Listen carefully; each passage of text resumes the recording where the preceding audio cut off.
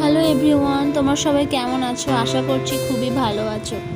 আজকে ঘুম থেকে উঠে এই রোদটা দেখে হয়তো একটু ভালোই লাগছিল, কিন্তু এই ভালো লাগাটা হয়তো কিছুক্ষণের জন্যই ছিল। মানে কত কি ভাবছি, আজকে জামা কাপড় কাচবো, যেগুলো বাকি ছিল সেগুলো করবো, কিন্তু সবই ভেস্তে গেল। এই সকালটা একটুখানি হয়তো সূর্য মামা আমাদেরকে ভেলকে দেখিয়ে দিয়েছে, তাই না?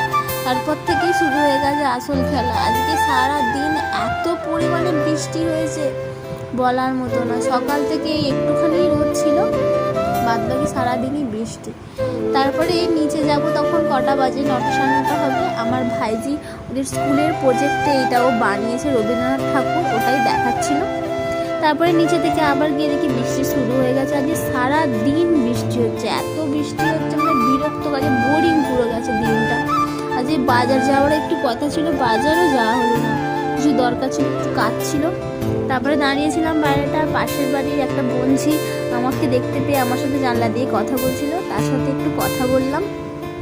সে খুব হাসে, আমাকে যখনই দেখে তখনই হাসে। তাকে টাটা দিচ্ছি, ও আমাকে টাটা দিচ্ছে। টাটা দিতে বলছে ওকে কখন থেকে যে আমাকে টাটা দাও, আমাকে টাটা দাও, আমাকে টাটা দেয়।